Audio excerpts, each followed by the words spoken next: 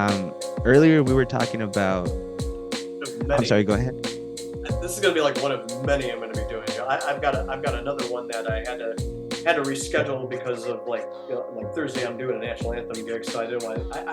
That's one Oh, thing I really? avoid back to back stuff in my schedule. Like I like to have that day break just to kind of recover. If it's like an intense day, to recover and just get my mind focused on the next day. So I'll have that, and then like if I do something the next day, it's usually like I'm sitting back, relaxing, having a good time. Like Mhm. this Friday, I'm going to be seeing a band that is actually a inspiration because I'll be doing an inspiration post in a couple of days of artists that inspired me and kept me grounded and just and they're not famous artists. These are like your local around here artists that like I love what they're doing and I love like just them as people. They're not about themselves per se. They are about uh, kind of who they are. mm, Just trying to think of the best way to say this. Uh, the inspiration of what they do, the passion of what they do. Mhm. That's kind of what I'm for, because they're passionate about what they do. They don't care what people think. They stay in their lane. They stay in their own lane, which is another song that I'm writing, and that's more of a country song because I'm multi-genre. So it's about staying down. You may go this path here. There's some times where you may go this certain path, but don't make that mistake. Stay the course, and that's another one there. So like I said, a lot of my songs they it can relate to anybody. This is not like a one sided. This is not like a song where it's like, oh yeah, you're on this side, and if you're not on this side, this is totally this lane. It's totally for everybody. It's not, and Mhm. it's nothing that's discriminatory. There's nothing that's gonna be setting anything aside. But this is totally everybody can relate with these songs that I do. Anyway, so, I really loved your other song. What was I thinking? yep. Um, I thought that was a great. I thought it was a great story. I really thought it was a great story, and I was just wondering, like, when you're writing a song like that, or No, I when didn't I guess just. like that. That's a cover song. Oh, that's a cover song? I didn't know that. Please song. I'm sorry, who sings that? Bruce Bentley. Yeah, he's a Oh, country. okay. Yeah, no, that's a Okay. cover. That's a whole different thing. Yeah. So that song in itself, I got inspiration for, um, basically because I like the new country because it has more kind of a rock flavor to it, and I'm into rock, I'm into country, I'm into pop and R&B and just kind of and dance type stuff like that, but and also standards. I'm into Frank Sinatra and I guess if you want throw in Michael Bublé, which Oh, is kind of today's today's Frank I love Sinatra. Frank. Yeah, I love Frank Sinatra. It's easy listening stuff and everything. But Hmm. with what was I thinking? That was a song that like I decided to do a cover of, and my producer Michael Walker of Dreamwalker Music Evolution. Shout outs to Mike the Man, and I work with him all the time on just these earworms and these brainstorms that I have to bring them to life. So focused is Hmm. his work, all the instrumentation, except for the choir. I hired a choir based in South Africa to do the chorus of the "Focused on the Prize." That chorus that you hear at the end of Yeah, Focus.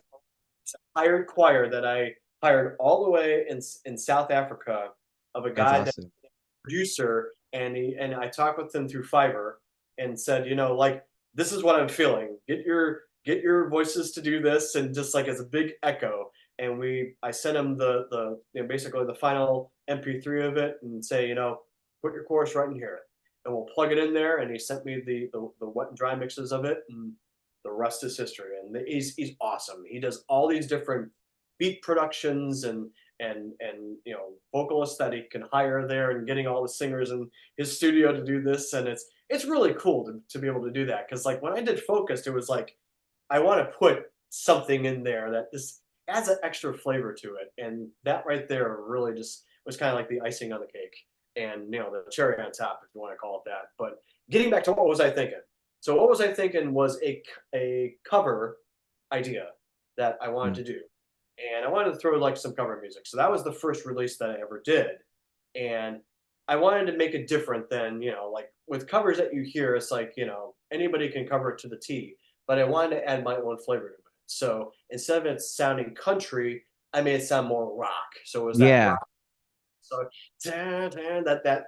the main solo instead of like the banjo that or they just that banjo feel with Hmm.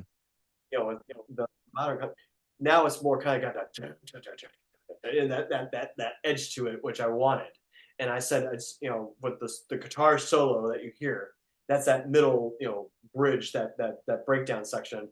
I just said to my producer, just rock the hell out of that thing, and he's Mm. added guitar solo to it, and just let that thing rip. And it got great praise from a big review. Sparky, he goes under. He does like all these artists that he invites all at the same time. So it's like a big Zoom, like it's not just you and me. It's like Wow. 10 different artists. So it's like a big round table. Yeah. Just and these are all artists from all over the world. I mean, Germany, some here in the U.S., all over that were just like the one guy from Vancouver, British Columbia, who we talk on and off, and he was just like, "Wow, this is like like is this if this isn't an original? I mean, you made it your own." And he said he couldn't even tell. And that's when like when you take a cover song that is known in the country world and you make it your own. I mean, you're on your way, and Hmm.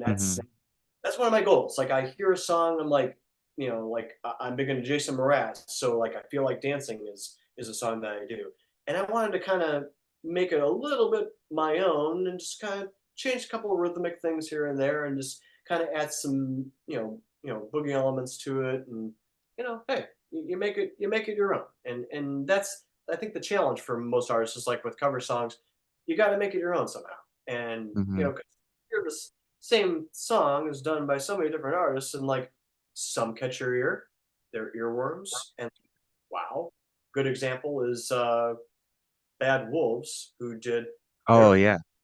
zombie. You know, I love that version. Actually, It's so good. I love that version more than the Cranberries version. And I don't get me wrong, I love both versions, and they're both unique in their own way. But it's just got this good, heavy, it's rocking, and I like that type of stuff. I mean, it's just my element, and I'm actually adding that song into my shows, and because I like that version. And now you take that song that was made in 2018. Well, how do you make that into your own?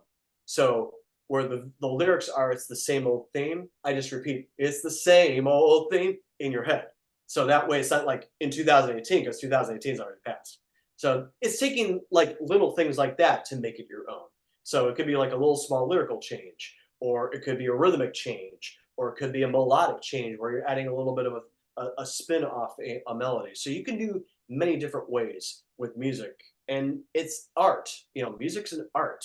Like pro wrestling is an art. Like we're talking about it like off camera about like what Triple H is doing now, Paul Levesque. It's an art. It's an art form. You know, Basketball has its own art of you get the ball in the basket, and it has its own flow. Baseball has its own flow. Movies have their own flow. It's art in itself.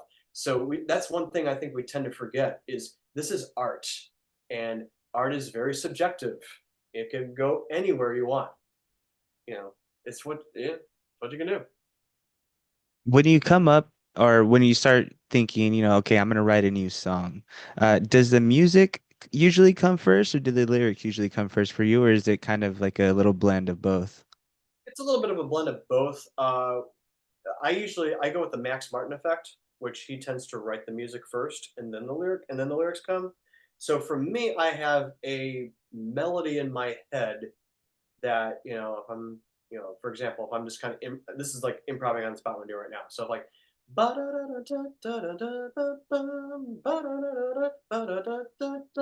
so if I'm taking something like that, I'm thinking. when I'm singing that, da, da, da, da, da, da, da, da, da, maybe something like do, do, do, do, do, do, do, do, do, do, do, do, do, do, do, do, do.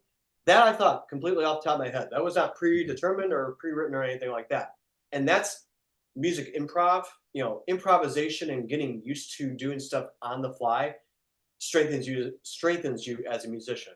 So like I could do like that da da da da da da da da da, and then I can add a da da da da da da da da da da da da da da da da da, and add that as like a layer on top of that, and I can add like a melody saying like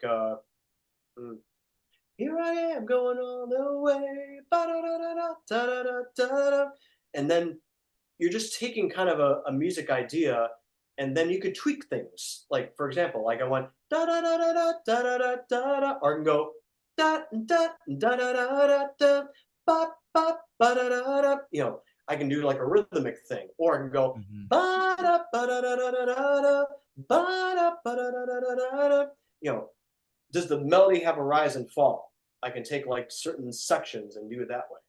Or like if we're going back to the dun, dun, dun, I go do do do do do do do do do do do do do do do. I can change like the main form, the foundation, if you will. So when I'm writing a song, I'll usually do kind of the bass first and the drums and get kind of a feel for how I want to go with the song. So when I wrote Focus, I had mostly the melody done first. Focused on the prize, I've got to keep my head high. That part there, I actually had Jelly Roll as an influence because Mm. Jelly Roll does Need a Favor. I only talk to God when I need a favor. I only talk to God, only talk to God. That high melody was one of my inspirations to write Focus. Gotta keep my head high. That same type of form, I took of what he was doing with that song and plugged it in to Focused. Now, I'm not trying to copycat what Jelly Roll is doing. It was an inspiration. So I took kind of the feel for what he had with that song, and then with the verse, I'm motivated, I'm not deflated, I bada do do do do do. That I kept kind of within the pocket of the melody. I didn't go high or low. Da, da, ba, ba, ba, ba, ba, ba, ba, and had kind of a motive, like an actual theme of the melody of kind of a melody of a Mhm. actual singing melody of that song.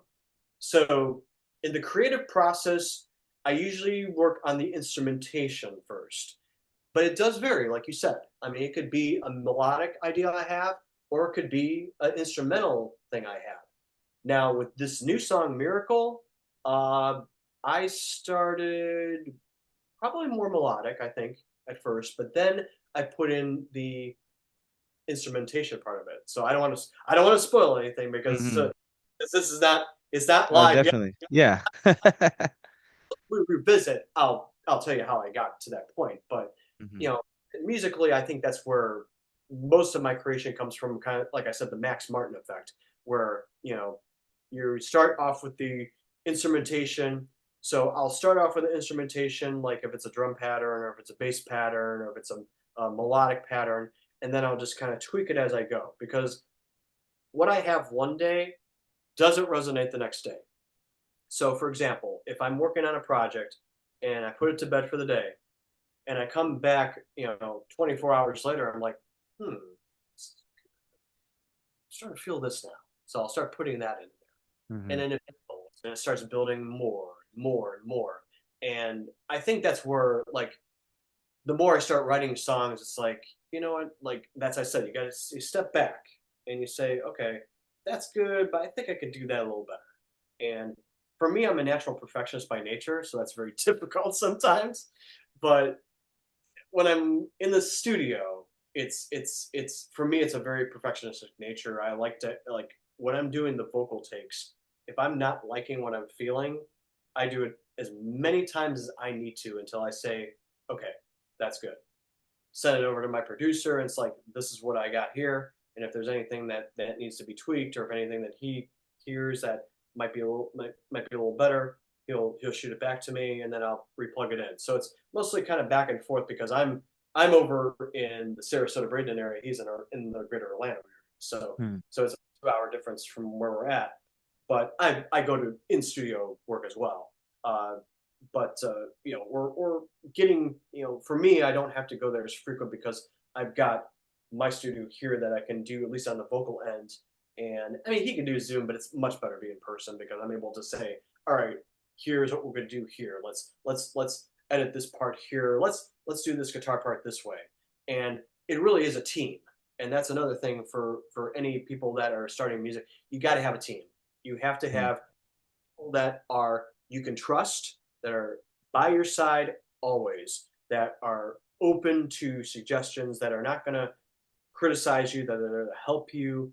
And if you're doing like vocal lessons and say like, okay, that's good. How about we try this? And I've done vocal lessons. I've taught uh, uh, other aspiring artists as well, like about this is good, but let's try to like I don't want to change what you're doing, but let's add a suggestion because Hmm. like I said, music is subjective. Like I'm not going to say, oh, that's out of tune, but if you want to make it intentionally like a like artistically like a bend in the pitch or whatever whatnot, have the liberty to do that. That's the power of being able to do that. One thing, I love about music is that it for some reason it just brings everybody together. You can, you Absolutely. know, uh, concerts and live shows and you have all these people from different backgrounds, different lifestyles, different ethnicities, different countries all coming to one show and just relaxing and enjoying it. What do you think is that thing that makes music so universal, like universally appealing to us? Before we dive deep into that, I think one of the best artists of today that does that perfectly to a T, Coldplay. Hmm. Coldplay 100%. Because if you ever seen a Coldplay concert, like not the US, but in the world, we're going across the pond Hmm. and seeing what Chris Martin can do. He just has that natural knack to bring everybody together.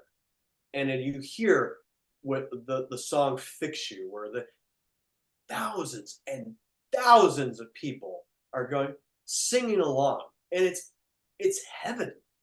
And it's like when you really listen to it, it brings a tear to your eye. It really, it's just so warming. I'm getting goosebumps just thinking about it. Like it's just the way he they do their concerts, and I don't know if they're like they talked about retiring. I don't know if they're back together or they retire. What's the deal with them? I don't know, but Yeah, uh, they had I believe they had we missed a Coldplay show this last year. Really like it was one of those where it was like, are we gonna go or not?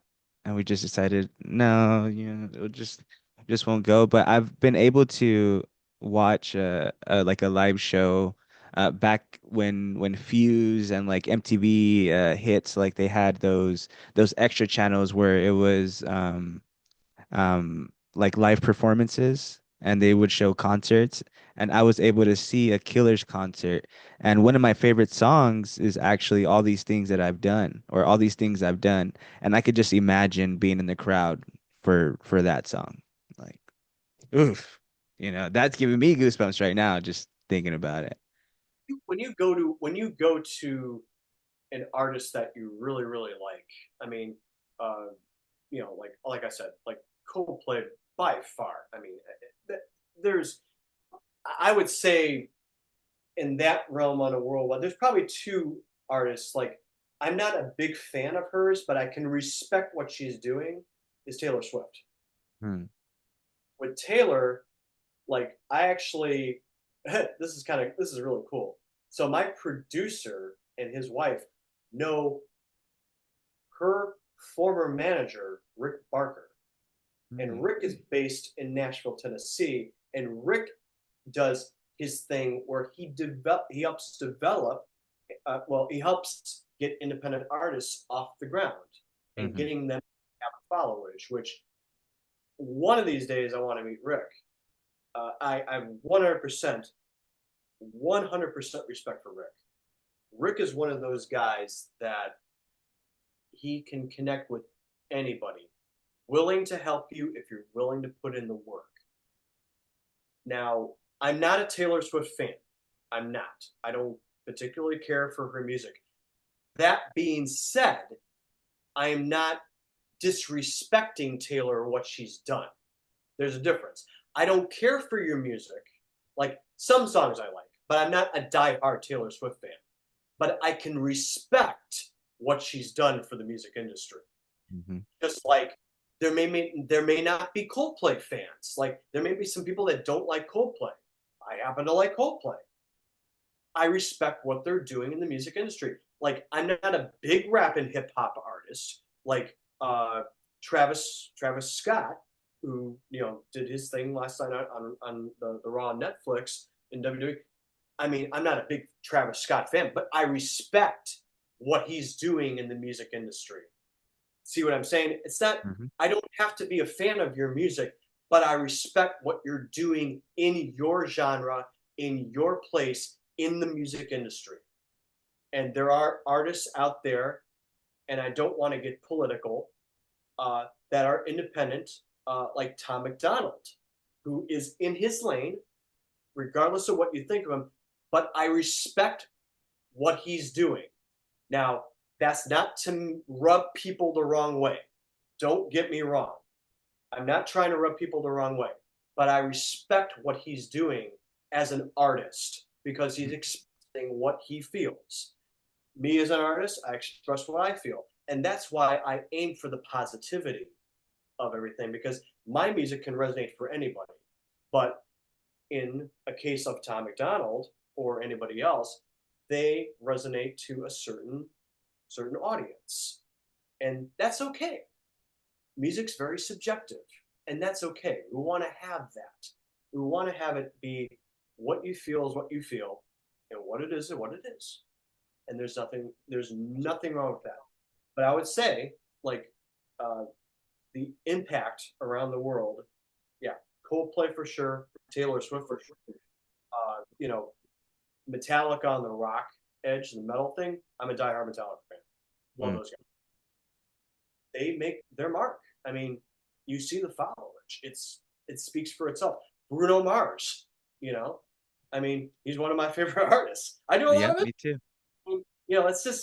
It's what you think of what it is. And again, like I'm not putting spots on anybody. That's not my intention. So if anybody's listening, I'm not putting spots on anybody. Everybody has their right to express what they want. And that's what makes music so subjective. That's what makes music a beautiful thing. It's the universal language of the world. And it's the best we can do. One of the last questions I like to ask, or the last question I like to ask, actually, you know, music brings, like I said, music brings everybody together, and music has a purpose for all of us, different purpose for each and every one of us. I know I use music a lot to motivate myself. I if I was just talking to this about my wife, or with my wife, if I need one song, if I can put on motivate me and get me going, is High Hopes by Panic at the Disco. I don't know if you've ever heard it before. And you know what? And you know why it's motivating like that? Well, you have the brass in there, you have everything, and it's an upbeat song. Dun, dun, dun, dun, dun, Hmm. dun, dun. Anything that's above 150 beats a minute, like with my song, it cooks up probably about. It's kind of a moderate beat, but it's got that. It has that kind of that that low end upbeatness, and a lot of them are like that, and it's just how you deliver it, and you hear the brass in that. It's all major, There's no Mhm. minor into it. I mean, like with mine has a more of a minor feel, but it has the hope. If you listen to the bridge of it, there are times I feel defeated, but I've got to hold on. That's that hope. That's that bridge. That's that uplifting part. You know, it may feel like that endless cycle, but I'm still focused on the prize, keeping the head high. You know, it's not, it's that hope that, we're still moving forward. We're not letting, the I feel defeated. I'm not letting it phase me. I'm letting it keep going. But like you said, with Panic at the Disco, High Hopes, that's a good example of like, you know, it's the encouragement of like, musically, it takes you there. It takes you there. Yeah, it keeps me hopeful, it keeps me encouraged, it keeps me motivated. Being able to, put different songs on, different albums on, and have, the different feelings go through your body, the chills go through your body. And like, another purpose of it for me is just, bringing everybody together. That's just something I want to do. It's when you have a room full of people that are laughing, smiling, it's a great time. When you Yeah. have a room full of people that are laughing, smiling, great time, but there's one or two people in there that aren't having a great time, it kind of brings the mood down. You don't want to, feel too excited, feel too happy because this other person. But with music, if you have that, if you bring that in, if you pop in a song, that person can go, "Oh, that's my jam," or "Oh, that's my song." "Oh, that's mine." So, um, you know, it's just bringing everybody together. What has been the ultimate purpose of music for you in your life? Um, it's definitely gotten me out of some dark times for sure. Uh, but it's only if I listen to music that is positive, because there are certain songs like if we're going a whole different spectrum that have made me sad, made me depressed, because certain songs, if you hear them, can take you to a very bad place Hmm. because you associate that song with an event in your life. And I think there are some that like no matter whenever I hear that song, it's like I get choked up, I get, it's a different mood. And Hmm. when you have that feeling, it's like with those songs I really tend to stay away from if I'm doing a show. Like if I'm doing any type of live gig or any type of live performance, because it's with those songs you really have to get your head out of the game with those if you're doing it, because uh, if it affects you in the negative way, and that's why I don't like to be negative on a lot of things. I always like to stay positive, even if it is a negative situation, even if there is tragedy, even if there is loss, even if there is a sense of downness. You know, you've heard some people say that they made the humor out of a not so humorous situation.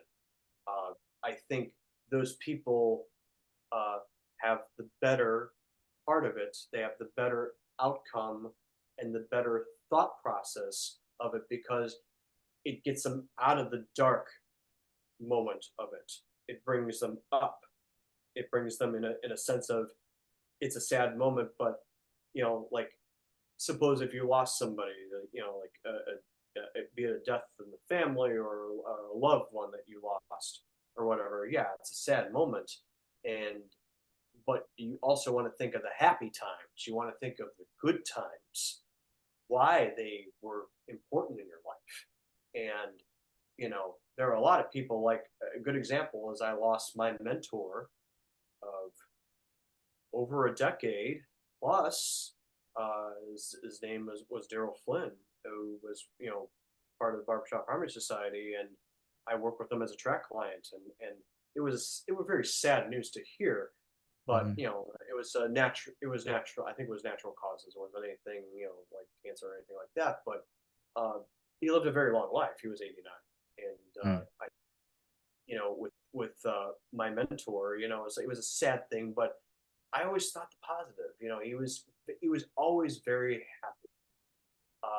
very encouraging, um, very you know, one of those people that, he saw the best in me. And for my duty, since he's gone from this earth, is to set the legacy, to set, he taught me to, because I can be long winded when I talk, to maybe slow down a little bit, like I'm doing Mm. right now. Like if I'm in a roll, like I'm the natural hyper person, I tend to go. He taught me to like like he said, you say this a lot, try varying things. And I took it not as constructive criticism, but I took it as advice, and I took it as, okay, I see what you're saying, because like I hear myself back, and like, yeah, I could do this better. Mhm. And so he's one of my inspirations of communication. And as a coach, he would, working with my quartets, because he worked with some of my quartets in coaching, uh, vocally, he would say, like, artistically do it this way, and let's try it this way. It may not be the right way, but let's try it this way. And I Mm. think that's one of the things that with Daryl, one of my coaches, has made me a better coach for you, for people that want to be coached, or people that I've worked with, or just as a better person in general. Is he looked at life at a different lens. I look at life at a different lens than most people. Like I don't look at it like people want to judge people so quickly, and Mm. like I said, today's climate is very it's a toxic. I mean, if you get into certain things, it's like it can really negatively degrade you. I mean, it's you gotta get you have to get past that and look forward. You have to set an example of like, here's this to brighten up your day, Mhm. not here's this. And I think that's one of the big things. And there's many mentors that I've had that, like that have been gone over the years. Another good friend of mine, uh, that was a hilarious guy, another pro wrestling fan, lost him to ALS, which was devastating. Super nice guy. And this Saturday they're having a memorial service in memory of him. Just you couldn't ask for a better guy. His name was Shane, and Shane was the perfect example of the nicest person you could ever meet, because he was kind. I mean, they say like kindness is a good thing, and we just strive to be kind to anybody, and there are people that you may hate, there are people that you may disagree with, but the biggest thing is to be kind. And if you can be kind to people, and you see where they're going through, and you know as long as you're kind, no matter what your belief, I think the respect is the most important thing. The kindness is the most important thing as well. It's beautiful. Um, well, thank you so much for joining us, Sean. Really appreciate you coming on here and having this conversation with us. Is there anything you wanted to add? Anything coming out? Any shows coming up that you wanted to talk about? So we got a lot of things coming. So this Thursday, I'm going to be performing for the Orlando Valkyries. They're the pro volleyball team. Oh. So actually, I don't know if I'm going to be on national television, but FS2 is hosting the Orlando Valkyries. I don't know who they're facing here. I can look it up real quick on the socials. They are facing, let's see here, the Orlando Valkyries. That is happening this Thursday, and they are facing the San Diego Mojo. So Oh, okay. if you're I think FS2 it's on. So it's at Edition Financial Arena in Orlando, and they are facing the San Diego Mojo this Thursday at 7 o'clock Eastern Standard Time. So that would be 4 o'clock your time, on FS2. That's local here. So yeah, I'm going to be doing that gig coming up in March. I will be at the Florida Strawberry Festival in Plant City. I'm going to be doing a duo gig with a good guitar friend of mine, Mr. Ben Torres. He's an awesome guitarist. He did some guitar for me last year as a full band. And you can check out all of the happenings on my socials. Shawn Gavin Thomas Music. Shawn, Shawn, Gavin Thomas Music. That's all one word. Shawn Gavin Thomas Music. And then Facebook is also at Shawn Gavin Thomas. You can search it up on Facebook, and I'm the verified check mark, so you know that's legit. And Shawn Gavin Thomas Music on Instagram, and then on YouTube as well at Shawn Gavin Thomas Music. So yeah, you can search me on there and all the happenings there. And I got that, and I got 2 gigs later in the year at a place about 10 minutes away from me. So we're getting kind of things set here. Like I said, just kind of taking the time, putting everything in its place. All right, sounds good. So go ahead and check out his page, guys. I will have it on my Instagram page as well. We'll have all the links down below. Again, thank you, Shawn, for coming on here with us. Really appreciate it. Really appreciate you coming on this musical journey with me. And um, Pleasure's mine. we'll have we'll have another one. We'll definitely have another one. Hey, pleasure's mine. Thanks a lot. Thanks a lot for having me. Definitely. And with that, guys, remember, be safe and be great. We share because we care. And I hope you have a great night. See you later. Peace. Peace.